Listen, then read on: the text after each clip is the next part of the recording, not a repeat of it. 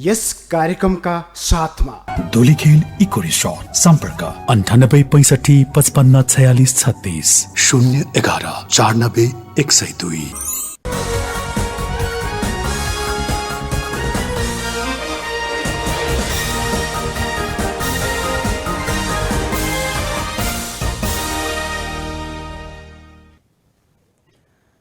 नमस्कार, good morning टुडेमा यहाँहरूलाई हार्दिक स्वागत छ। म शान्ति गिरी।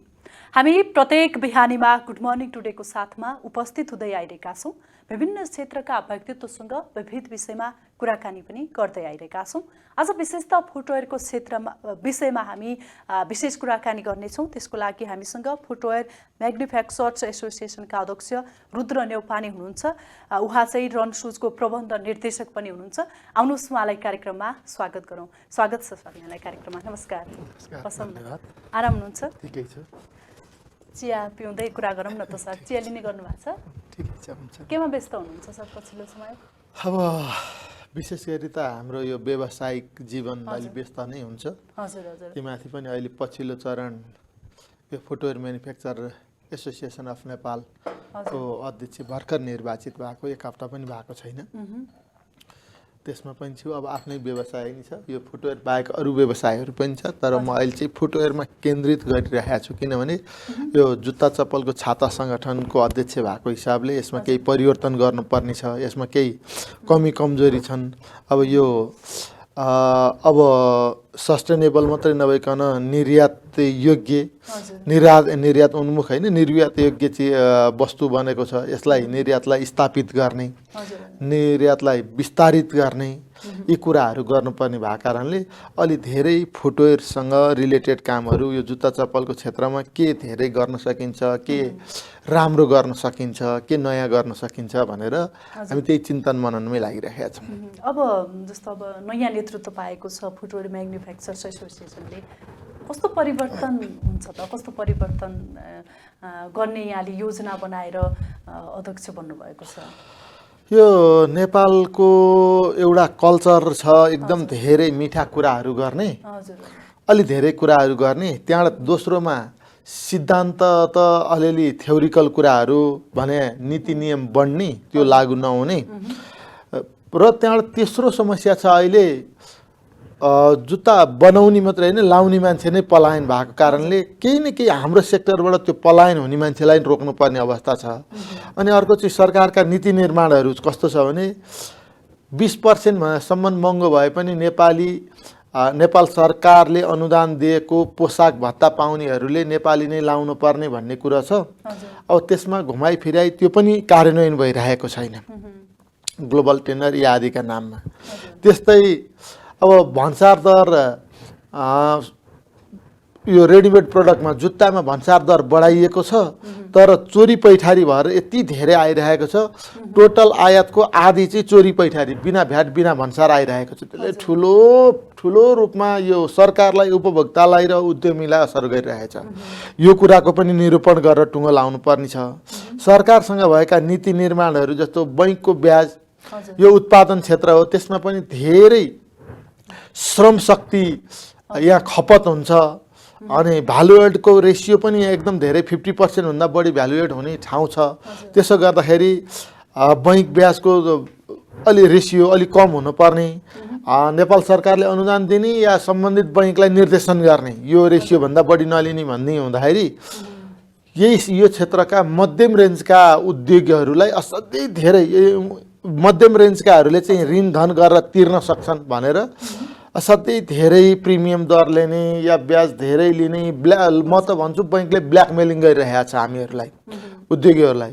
यसको कुरो पनि अन्त्य गर्नु छ। यो भन्दा धेरै फेरिस्ता भन्दा पनि चोरी पैठारी बन्द गरिएन भने फ्याक्ट्री बन्द हुने अवस्थामा छ। चोरी पैठारी बन्द गर्नुपर्छ। यी दुई तिनवटा कुरालाई चेन्ज गरेर उद्योगलाई बजारसँग जोड्नुपर्छ भन्ने लागेको छ। अब हामीले जोडिएको छ, तर उद्योगलाई बजारसँगको सम्बन्ध अझै पनि प्रगाढ बनाएर अब नेपाली बजारमा नेपाली प्रडक्ट मात्रै बिक्री हुने र नेपालीमा उपभोक्ताले नेपाली मात्रै लाउने इन्भाइरोमेन्ट बनाउनु पर्छ भन्ने हामीले खोजेका छौँ। जस्तो अहिलेको वर्तमान अवस्था, खस्किदो अर्थतन्त्र, लक्षित वर्गहरू भनौँ न, धेरै युवा वर्गहरू विदेश पलायन यस्तो समस्याका यस्तो चुनौतीका बीच चाहिँ कसरी अगाडि बढ्नु हो यो सबै म जोड्दै थिएँ। यसलाई के छ भने सिंहदरबारमा नेपाली जुत्ता भन्ने एजेन्डा लिएका छौँ हामीले। अब नेपाली जुत्ता लाउनुपर्छ भन्ने नि नेपालको अर्थतन्त्रलाई बलियो बनाउनु पर्छ भन्ने नीति निर्माण गर्ने कार्यान्वयन गर्ने सबै संयन्त्र त सिंहदरबारमा छ।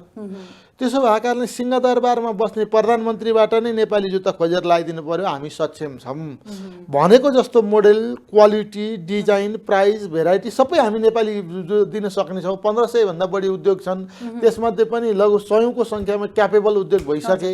दर्जनौं क्यापेबल उद्योग हुँदाखेरि कसले कस्तो चाहन्छ त्यही दिन सकेको छ। स्पेसिफिकेसन भइसक्यो कसले के बनाउने भनेर।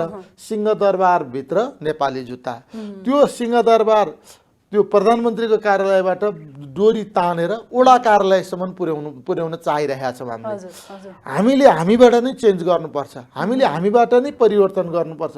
हामीले बोलेका कुरा हामीले फिल नगर्ने, हामीले नपुर्याउने नगर्ने भए हुँदैन भन्ने कुरा सिंहदरबारबाटै परिवर्तन गर्नुपर्छ। फुटवेयर एसोसिएसनको हैसियतको नेतृत्वको हैसियतले हामीबाट नै परिवर्तन हुनुपर्छ। हाम्रा उद्योगी व्यवसायीहरूबाट परिवर्तन हुनुपर्छ।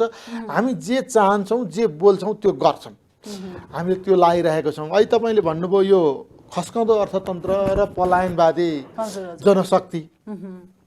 सबैभन्दा पहिला त यसलाई यो फुटवेयरको सेक्टरभन्दा पनि बाहिर राखेर समग्रमा गरौँ। नेपालमा नेतृत्व गरिरहने जिम्मेवार पर्सनसँग या नेपालको सरकारसँग या फेरि नजिकै आउने नेतृत्वसँग कोही पनि विश्वस्त छैन। विश्वस्त नभइसकेपछि के हुन्छ भने मेरो खल्तीमा भएको पैसा म बाहिर निकाल्न चाहन्न, हराउँछ, खेर जान्छ या यसको सही सदुपयोग हुँदैन भन्ने चाहन्छु।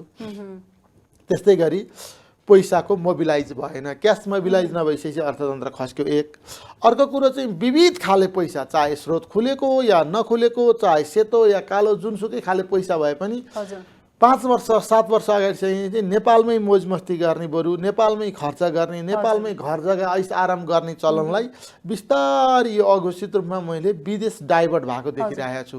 कुन स्रोतको पैसा मैले थाहा पाउन्न, तर नेपालमा भन्दा विदेशमा सेक्योर छ। चाहे लिगल्ली होस्, चाहे इलिगल्ली होस्, चाहे धेरै पैसा भएको होस्, बिस्तारै लगानीको म भन्दैछु, लगानीको इन्भाइरोमेन्ट खोज्दै र सेक्योर खोज्दै या अनसेक्योर फिल गरेर के गरेर बाहिर पैसा गइरहेको छ। मलाई लाग्छ इलिगल बाटो पैसा गयो कि भन्ने डर मानिरहेका छौँ हामीले। अर्को रह्यो यो पैसा भएको कुरो, अर्को पैसा कमाउनु पर्ने र फ्युचर खोज्नु पर्ने मान्छे। आज पैसा भएका मान्छेहरूले त फ्युचर देखिरहेका छन् भने पैसा कमाउनु पर्ने, फ्युचर यहाँ बनाउनु पर्ने, आफ्नो जान परिवार र आफ्नो सोसाइटी समाजलाई राम्रो गर्न पर्ने मान्छेहरू पनि नेपालमा फ्युचर नदेखिएपछि पहिला फ्युचर नदेखेर बिस्तारै विदेशिँदै जानुभयो, पछाडि त्यसलाई संस्कार र संस्कृति बन्यो। अब कतिपय मान्छेहरूको हो ठिकै छ नेपालमा बाउबाजे या आफूभन्दा अगाडिको मान्छेले गरेको सेटलमेन्ट सबै राम्रै छ, तर सबै साथीहरू गइसक्यो, म एक्लै दुक्लै यहाँ त साथी नै हुँदैन भनेर जाने संस्कार बसिसक्यो। या एकपल्ट विदेशै नगएदेखि त यहाँ बिकिँदैन, टिक्दैन भने त संस्कार बसिसक्यो। यो भयङ्कर अप्ठ्यारो चिज हो। यो मैले सबै भनिरहेका अप्ठ्यारो सोलुसनै नहुने समाधान के अरे समस्या चाहिँ होइन, समाधानै नहुने समस्या चाहिँ होइन। सबै प्रब्लम सोलुसनमा हुन्छ, तर यो जिम्मेवार पक्षले भने बोलेर हुने अवस्थै छैन। अब त धेरै चेन्ज नगरिकन मान्छेले पत्याउन छाडिसकेको छ। बाहिर गएका मान्छेहरू सबै सधैँलाई नागरिकता च्यातेर बाहिर जानुभएको होइन, पासपोर्ट नेपाली नै बोकेर बाहिर जानुभएको छ। उहाँहरू आउनुहुन्छ, आउन चाहनुहुन्छ। त्यो आउन चाहनेलाई जति नेपाल बसिरहँदाखेरि माया छ, त्योभन्दा धेरै माया, भावनात्मक रूपमा एकदम पीडा, नेपालमै केही गर्नुपर्छ भने हुटुटी बाहिर गएका मान्छेलाई थप हुन्छ। म बुझ्दछु यो कुरो, तर फेरि पनि फर्केर आउँदाखेरि चाहिँ फर्केर आउँ लाग्ने, यहाँ सेक्योर हुने, यहाँ सजिलो पनि धेरै सजिलो खोजिरहेको होइन। यो युवा पिँढीले धेरै सजिलो खोजेको होइन। के हुन्छ भन्ने चाहिँ फोरकास्ट 10 वर्ष 20 वर्ष 30 वर्ष मेरो पालाभरि, छोराको पालाभरि फोरकास्ट के हुन्छ भनेर नर्मल्ली फोरकास्ट होस् र त्यो इम्प्लिमेन्टेसन होस्, त्यही पुग्योस्, लगभग त्यही फोरकास्ट भएको नजिक पुग्योस् र परिवर्तन होस् भनेर चाहिरहेको छ। यो नेतृत्वमा बस्ने सरकारमा बस्ने सरकार र सरकारमा बस्न जान्छु नेतृत्व गर्छु भन्ने अरू समुदाय अरू व्यक्ति पार्टी के हो तिनीहरू पनि जिम्मेवार भएन भनेदेखि अवस्था केही डरलाग्दो छ। तर समाधान नहुने समस्यामा पुगेको छैन, समाधान हुन्छ, छिटो ट्रिट गर्नुपर्छ। त्यसले गर्दा के गर्छ भने अर्थतन्त्रमा जोडिन्छ। अब रहेको कुरा हामीले राजनीतिक चेतना राजनीतिक परिवर्तन भन्यौँ। राजनीतिक परिवर्तनभित्रको प्राण भने चाहिँ अर्थतन्त्र हो। आर्थिक अवस्था भएन भने प्राण मेरुदण्ड भएन भने त्यो स्ट्रक्चर उभिन सक्दैन र काम गर्न सक्दैन। त्यो प्राणलाई चाहिँ कसैले के बुझेन भने राजनीतिक रूपमा चेतना भयो, परिवर्तन भयो, कतिपय ठाउँमा गुणस्तरयुक्त, कतिपय ठाउँमा गुणस्तर नभए पनि नर्मल्ली शिक्षाका कुराहरू केही सचेत र शिक्षित हुनुभयो सबैजना। तर के भने आर्थिक रूपका यो राजनीतिक स्ट्रक्चरको या राज्य संयन्त्रको प्राण भनेको यो अर्थतन्त्र चलायमान भएन, अर्थतन्त्र स्ट्रङ भएन, बलियो नभइसकेपछि अब मान्छेले राजनीतिक चेतनासँगै आफ्नो जीवनयापन गर्नका लागि, आफ्नो लिभिङ स्ट्यान्डर्ड परिवर्तन गर्नका लागि, अपग्रेड गर्नका लागि र फ्युचर आफ्ना सन्तति, आफ्नो बुवा आमा या परिवार समाजलाई परिवर्तन गर्नका लागि राजनीतिक सँगसँगै राजनीतिक भन्दा अब व्यवस्था होइन अवस्था भन्ने छ नि साथीहरूको हो। आर्थिक अवस्था परिवर्तन गर्न खोज्दाखेरि नेपालमा केही भेटाइएन भन्ने फिलिङ्स गरेर अर्थतन्त्र बलियो बनाउनको निम्ति त नेपालमा उत्पादन हुने वस्तुलाई चाहिँ अलि प्रवर्धन गर्नुपर्ने, धराशायी भएका उद्योगहरूलाई बलियो बनाउनु पर्ने होला नि त। अब अर्थतन्त्र बलियो हुनलाई के गर्नुपर्छ? अब अर्थतन्त्र आजको युग सुहाउँदो, हामीले भनेको ठ्याक्कै भन्दा पनि युग सुहाउँदो आर्थिक संयन्त्र बनाउन जरुरी छ। सबैभन्दा पहिला त केही हदसम्म विदेश गएर रेमिटेन्स पठाइरहनु भएको मान्छेहरू हुनुहुन्छ, सबै हामी मेहनत गरिरहेका छौँ। त्यो विदेशबाट आएको रेमिटेन्सलाई सदुपयोग गर्नु पर्यो। यहाँ सबभन्दा समस्या त कस्तो छ भने विदेशबाट आएको रेमिटेन्स आधा त उतै बस्छ जस्तो भइसक्यो। विविध बाहनामा यहाँ डाटा मात्रै आउँछ कि जस्तो लाग्छ मलाई। त्यहाँभन्दा बाहेकको यहाँ आए पनि एक रात मात्रै बस्छ, 2 रात मात्रै बस्छ, 1 महिनाभन्दा बढी बस्दैन। यहाँ पैसा आउँछ, जुत्ता किन्नलाई विदेशी जुत्ता किन्नुपर्छ, खानेकुरा विदेशी किन्नुपर्छ, सबै कुरा बाहिरबाट ल्याउनुपर्छ। यहाँ चाहिँ ट्रान्जिट मात्रै भयो, पैसा ट्रान्जिट मात्रै भयो। यहाँ 1 रुपियाँ फेरि नबसिकन देखियो, अलिकति ट्याक्स तिरे, फेरि पनि बाहिर गइहाल्यो। यदि यसो हुने हो भनेदेखि यो डायरिया भएको अवस्था जस्तो हुन्छ देशलाई। सलानी दिउन्जेल मात्रै बस्ने, सलानी रोकियो भनेदेखि गाह्रो हुने। त्यस्तो अवस्थाबाट बच्नलाई सरकारले आयातमुखी भन्सारमुखी अर्थतन्त्र भन्दा पनि उत्पादनमुखी अर्थतन्त्रको विकास गर्नुपर्छ। त्यो भनेको कसरी हुन्छ भनेदेखि नेपालमा अब हामीले अहिले अर्को होमवर्क गरेका छौँ। लघु यो उद्योग वाणिज्य महासङ्घ अन्तर्गतको 120-21 वटा वस्तुगत सङ्ग्रह छ। त्यसमध्ये 50% भन्दा बढी नेपाली वस्तु नै उत्पादन र उपभोग हुने सबै सङ्घहरूलाई खोजिराखेका छौँ र त्यो सबै मिलेर हामी एकपल्ट सरकारसँग बस्दैछौँ। त्यो उत्पादनलाई नै जोडेर जस्तो कम्तीमा पनि उत्पादन के कुराको उत्पादन हुनसक्छ, के सर्भाइभ हुन सकिन्छ, के निर्यात हुनसक्छ, त्यसलाई इन्डिकेट गरेर त्यसलाई हामीलाई अनुदानमा धेरै केही चाहिएको छैन। बैङ्कले साहु अनुदान दिनु पर्दैन, ब्याजमा अनुदान दियोस् या कम्तीमा पनि राहत दियोस्। सरकारले इन्फ्रास्ट्रक्चर तयार गरिदियोस्। बाहिरबाट आउने चिजहरूलाई नेपाल सरकारको सन्दर्भ पुस्तिकामा जे लेखेको छ त्यही भन्सार गरेर दियोस्, भन्सार बढाइदेऊ, यो गर उ गर, केही भनेको छैन। तिमीले जे बोलेका छौ त्यो गर भनेको छ सरकारलाई। अनि चोरी पैठारी हुन पाउने हो भने हामीलाई भनिदेऊ चोरी पैठारी हुन्छ भनेर हामी कामै गर्दैनौँ। यहाँ समस्या कस्तो छ भने भन्सार दर बढाइन्छ, सबै थोक हुन्छ, अनि हाम्रा साथी र हामीहरू मिलेर यस्तो धेरै ऋण धन सबै थोक गरेर यति धेरै लगानी गर्छौँ। अब हाम्रो सब यो रामराज्य हुन्छ भनेर जब हामीले लगानी गर्छौँ त्यहाँबाट चोरी पैठारी हुन्छ। हामीले र मेटेरियल्सको भन्सार तिरेर ल्याउनुपर्छ। हामीले आफ्नो नाम ब्रान्डमा सामान बनाउनु पर्ने, हामीले जिम्मेवारी लिनुपर्ने भएको कारणले हामीले क्वालिटेड सामान बनाउँछौँ। हामीले क्वालिटी सहितको प्रतिस्पर्धा गर्छौँ। त्यहाँ चोरी पैठारी भएर आउने कुराहरू देख्दा उस्तै देखिने, तर असाध्यै कमसल वस्तुबाट प्रयोग भएर आएको हुन्छ। अनि हामी कम्पिटिसन गर्न सक्दैनौँ। अनि उपभोक्ता ठगिन्छन्, देख्दा उस्तै देखिने भएको कारणले पसलेले धेरै महँगो त लिन्छ तर उपभोक्ता ठगिन्छन्। राम्रो सामान पाइँदैन, सरकार ठगिन्छ, राजस्व हुँदैन, अनि उद्यमी ठगिन्छ, सबै लगानी गरिसकेपछि फेरि हामी के गर्छौँ भने अनि ब्याज तिर्नलाई फेरि ऋण खोज्नुपर्छ। या यो आजको अवस्थामा पनि जति उत्पादन क्षमता छ त्यति उत्पादन गर्न सकिरहेको छैन, यो अवस्थामा गुज्रेर बसिरहनुपर्छ। त्यसो भएको कारणले सरकार जे बोल्छौ त्यो गर, जे गर्छौ पर्मानेन्ट गर, हामी त्यही भनिरहेका छौँ। अब जुत्ता चप्पलमा चाहिँ नेपाल आत्मनिर्भर बन्ने सम्भावना चाहिँ छ। जुत्ता चप्पलको डाटाको अवस्था कुरा गर्दाखेरि के छ भने नेपालमा जुत्ता चप्पलको उत्पादन क्षमता चाहिँ लगभग 15 करोड जोडी जुत्ता चप्पल उत्पादन गर्ने क्षमता छ। त्यसमध्ये नेपालमा जुत्ता चप्पलको खपत 10 करोडको हाराहारीमा जुत्ता चप्पलको खपत हो। 1 करोड निर्यात भइरहेको छ, 11 करोड हो। अनि त्यसमध्ये पनि 6.5 करोड जोडी, 6 करोडदेखि 6.5 करोड जोडी जति जुत्ता चप्पल चाहिँ नेपालमा बनेकै जुत्ता चप्पल यहाँ खपत हुन्छ र 1 करोड जोडी जुत्ता निर्यात हुन्छ भन्दा 7 देखि 7.5 करोड जोडी जुत्ता चप्पल हो। अब त्यो 4 करोड जोडी जुत्ताको खाली ठाउँ छ, त्यसमा चाहिँ 2 करोड जोडी हाराहारीमा चाहिँ भन्सार भएर आउँछ। 2 करोड जोडी जुत्ता चप्पल चाहिँ चोरी पैठारीबाट आउँछ। अब हाम्रो समस्या यहाँनिर कहाँनिर हो नि, त्यो 2 करोड जोडी जुत्ता चप्पल, 2 करोड रुपियाँको 2 करोड जोडी जुत्ता चप्पल जुन टोटल खपतको 20% हो र आयात मात्रैलाई हेर्दाखेरि आयातको 50% हो। जो आयात भएको चिजको 50% चाहिँ चोरी पैठारीबाट आउँदै गर्दाखेरि एकपल्ट कल्पना गर्नुहोस् त, यो राज्य कहाँ छ जस्तो लाग्छ। मैले यो राज्यको अपोजिसनमा कुरा गर्न खोजेको होइन, राज्यले नीतिगत रूपमा गरेका धेरै कामहरू राम्रो गरिसक्यो, तर के भने राज्य जे गर्छौ तिमी त्यही बोल, जे बोल्छौ त्यो गर भनेको नीतिगत छ, कार्यान्वयन छँदै छैन। यो कार्यान्वयन कसले गर्ने भन्ने नै छैन, कार्यान्वयनसँग जिम्मेवारै कोही हुनुहुन्न।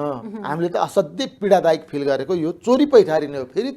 फेरि फर्केर आउँछु म, चोरी पैठारीको धेरै समस्या छ। यदि त्यो मात्रै रोकिने भने नेपाल आत्मनिर्भर भएर अब हामीले निर्यात, अब यो ग्लोबलाइजेसनको मार्केट विश्वव्यापीकरण भइरहेको छ, त्यस्तो अवस्थामा नेपालमा मात्रै बेचेर हुँदैन। अब नेपालमा त के छ भने हामीले अब मार्केटिङ स्ट्राटेजी पनि चेन्ज गर्नुपर्छ भनेर हामीले व्याख्या गरिरहेका छौँ। एउटा नेपालबाट बाहिर जानुभएका, नेपाललाई माया गर्ने, नेपालमा जो त्यहाँ त्यो देशमा बसिरहनु भएको छ उहाँहरूको लागि जुत्ता, उहाँहरू त्यहाँ पुग्दाखेरि नेपाली जुत्ता नै लाउन चाहनुहुन्छ। त्यसको लागि हामीले क्वालिटी, मोडल, डिजाइन, नीति, प्र्याक्टिकल वे सबैको डिस्कस गरिरहेका छौँ। हामीले एउटा समिति पनि बनाइरहेका छौँ। त्यो समितिले बजार समितिले कसरी गर्न सक्छ भनेर अध्ययन बुझाउँछ भन्ने हामीले आशा गरेका छौँ र अब यही कार्यकालमा हामीले निर्यातलाई डबल बनाउँछौँ भनेर सोचिरहेका छौँ। अर्को कुरो त्यो निर्यातको अर्को भनेको चाहिँ के हो भने, दोस्रो भने चाहिँ नेपाली वेशभूषा चल्ने, जस्तो इन्डियाकै साउथ बङ्गालतिर अनि त्यहाँबाट बर्मा लगायतका जहाँ नेपालीमै पहिलेदेखि नेपाली कल्चर चलिरहेको छ, नेपाली भाषी भएका ठाउँहरूमा, भुटान बर्माहरूमा जुत्ता पुर्याउन सक्यो भने नेपालीको फेसन कल्चर मिल्छ, त्यहाँ हुन्छ। अनि तेस्रो भनेको चाहिँ विकसित देश जहाँ नेचुरल र मेनुअल दुइटै कुराहरू हुँदैन। नेचुरल र मेनुअल कुराहरू दुइटै हुँदैन भने कम हुन्छ र महँगो पर्छ। हामीले पठाउँदाखेरि सस्तो र सुलभ सजिलोसँग पुर्याउन सक्छौँ। अनि चौथो भनेको ठुलो मार्केट, तर हामीले धेरै च्यालेन्ज छ। त्यसमा चाहिँ हामीले धेरै होमवर्क गरिरहेका छौँ। चाइना र इन्डिया, त्यसमध्ये पनि इन्डियामा झन्नै अहिले झन्नै करोड जोडीको रेसियोमा इन्डियामा सप्लाई हुन्छ, तर चाइनामा हाम्रो जुत्ताको सप्लाई एकदम जिरो अवस्थामा छ। जस्तो चीन र भारतको बीचमा नेपाल छ, यो ठुला देशहरूको बीचमा नेपालले चाहिँ अर्थतन्त्रको लागि चाहिँ कति फाइदा लिन सक्ने सम्भावना छ? जस्तो जुत्ता चप्पलकै अब जुत्ता चप्पलमै भन्छु। अब जुत्ता चप्पलमा चाहिँ के छ भने इन्डियामा चाहिँ अझै पनि हामीले होमवर्क गरिरहेका छौँ। भाषा कल्चर मिल्ने, एउटा त नेपाली भाषा बोल्ने नेपाली भाषीहरूबाटमै पुग्न सक्छौँ भन्ने, अर्को चाहिँ नेपाली ब्रान्डहरू पनि त्यहाँ पपुलर भइरहेको कारणले केही सम्भावना देखिरहेका छौँ। चाइनामा चाहिँ हामीले धेरै अध्ययन गर्दा पनि त्यो सम्भावना कम देखिरहेका छौँ, तर हामीलाई के लाग्छ भने सम्भावना नदेखा चाहिँ हुनसक्छ। त्यहाँको हुन सक्ने भन्ने चाहिँ के हो भने, हुन चाहिँ चाइनाबाटै र मेटेरियल्स ल्याएर यहाँ बनाएर त्यहाँ पुर्याउन गाह्रो हुन्छ, तर नेचुरल चिजहरू, मेनुअली चिजहरू र त्यहाँको पनि होलसेल र रिटेलको मार्जिन चाहिँ धेरै भएको कारणले रिटेल काउन्टरवालाहरूसँग नेपालमा ब्रान्ड दर्ता गरेर ब्रान्ड भ्यालुसहित बेच्न सकियो भने सम्भावना छ कि भनेर खोजिरहेको छौँ। तर चाइनाको बजारमा चाहिँ हामी नजिक पनि पुग्न सकेका छैनौँ र यो 3-4 क्याटेगोरीको बजारमा अध्ययन गरेर त्यो बजारमा प्र्याक्टिस गर्दैछौँ, निर्यात पनि बढाउँछौँ। आयात त हामीले जम्मा जम्मी चोरी पैठारी बन्द हुने हो भने अहिले 65% को 20% बढेर 85% भइ नै हाल्छ। हजुर अब चोरी पैठारी मात्रै सरकारले रोक्दियो भने ल चोरी पैठारी 100% रोकिँदैन, 50% मात्रै जस्तो रोक्यो भने 75% नेपालको भूगोल अनुसार नेपाली नागरिकको भनौँ न आवश्यकता र चाहना अनुसार चाहिँ नेपाली जुत्ता उत्पादन भइरहेको छ।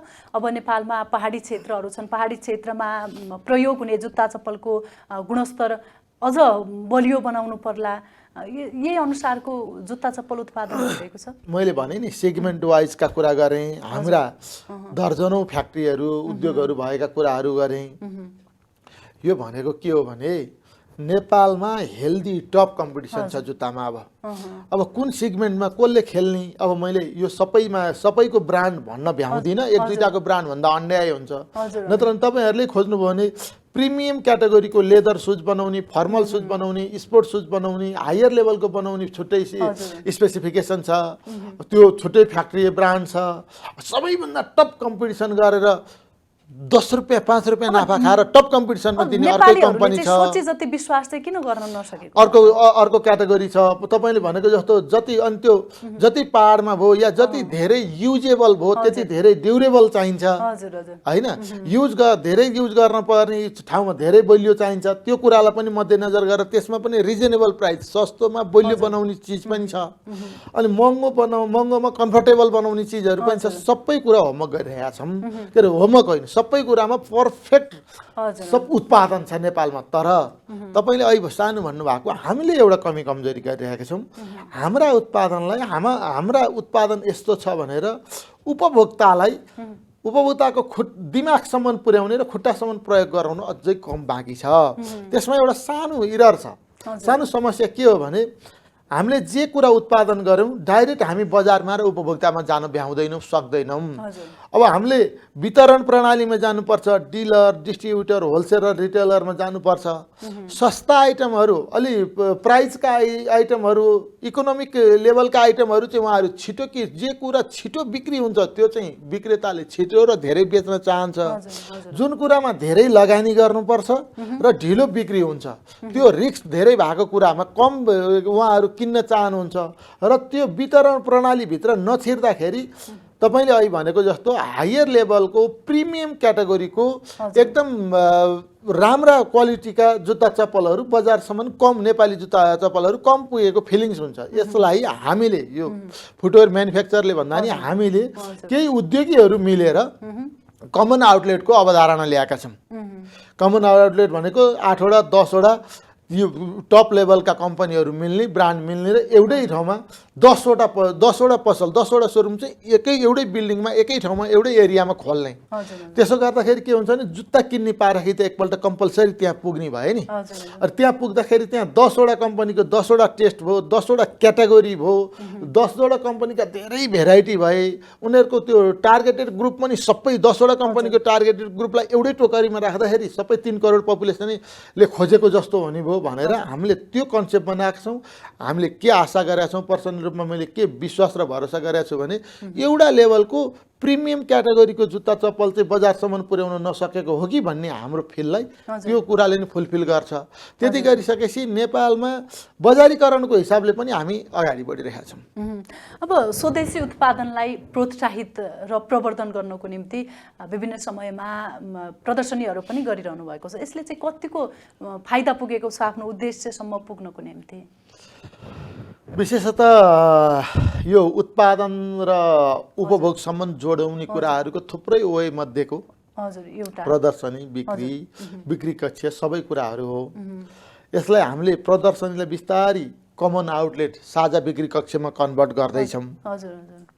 र अब यो चाहिँ काठमाडौँ मात्रै नभइकन कम्तीमा पनि देशका प्रमुख सिटीमा निश्चित समयमा प्रदर्शनी गर्ने र लामो समय सधैँका लागि चाहिँ कमन आउटलेट गर्ने। यो प्रदर्शनीले हामीलाई के सिकाइरहेको छ भने सबै कम्पनी या धेरै कम्पनी फ्याक्ट्रीको एकै ठाउँमा प्रडक्ट हुँदा, सबै नेपाली ब्रान्डहरू एकै ठाउँमा हुँदाखेरि जनताले आउने, रुचाउने, भिजिट गर्ने, खरिद गर्नु हुँदो रहेछ भन्ने फिल भएर हामीले त्यसकै रूपमा यो कमन आउटलेटलाई कन्भर्ट गराइरहेका छौँ। हामीले के विश्वास गरेका छौँ भने यो देशका विभिन्न ठाउँमा गर्ने प्रदर्शनी र कमन आउटलेटले नेपाली प्रडक्टको बजारीकरणमा थप हजुर टेवा पुग्छ र उपभोक्तालाई थप सुविधा पुग्छ भन्ने विश्वास गरेका छौँ। हामी कार्यक्रमको अन्तिमतिर छौँ सर। अन्तिममा चाहिँ फुटवेयर म्यानुफ्याक्चर एसोसिएसनको अध्यक्षमा निर्वाचित हुनुभएको छ, 1 हप्ता मात्र भएको छ। अब यसको तर्फबाट चाहिँ आम नेपाली नागरिकलाई चाहिँ के भन्न चाहनुहुन्छ? मैले अहिले धेरै कुराहरू भनिसकेँ। हामी नेपालको फुटवेयरको जुत्ता चप्पलको कुन लेभलमा पुगेको छौँ भन्ने पनि भनिसकेँ। हाम्रा समस्याहरू पनि भनिसकेँ। हामीले दिन सक्ने डेलिभरी सर्भिस र क्वालिटीका कुराहरू पनि गरिसकेँ। यो सबै सुनिदिइरहनु भएको छ भन्ने मैले विश्वास गरेको छु। र एकपटक नेपाली प्रोडक्टलाई हेरिदिनुहोस्, एकपटक नेपाली प्रोडक्ट प्रयोग गरेर हेरिदिनुहोस् र त्यसमा तपाईँलाई सन्तुष्ट भएन भने पर्सनली भन्दा त्यही कम्पनीका वेबसाइटहरूमा पनि तपाईँले कम्प्लेन गर्न पाउनुभयो, भएन त्यो कुरा नि सुनवाई भएन भने एकजना जुत्ता लगाइरहे उपभोक्ताको भोलि गुनासो, सजेसन, सल्लाह र सुझाव फुटवेयर म्यानुफ्याक्चर एसोसिएसनले सुन्दछ।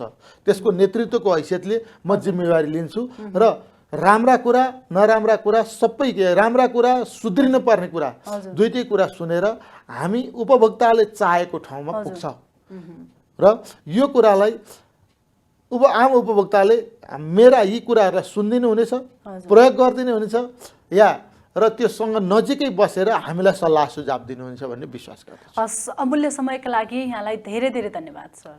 धन्यवाद यहाँलाई र यहाँको टेलिभिजनलाई पनि। हाम्रा कुरा, फुटवेयर एसोसिएसनका कुरा, मेरा पर्सनली कुरा आम उपभोक्तालाई राख्ने मौका दिनुभयो, यसमा धेरै धेरै धन्यवाद। हस्, यहाँलाई पनि धन्यवाद। दर्शकबिन, यो कुराकानीसँगै आजको लागि गुड मर्निङ टुडेबाट हामी सबैलाई बिदा दिनुहोस्। नमस्कार।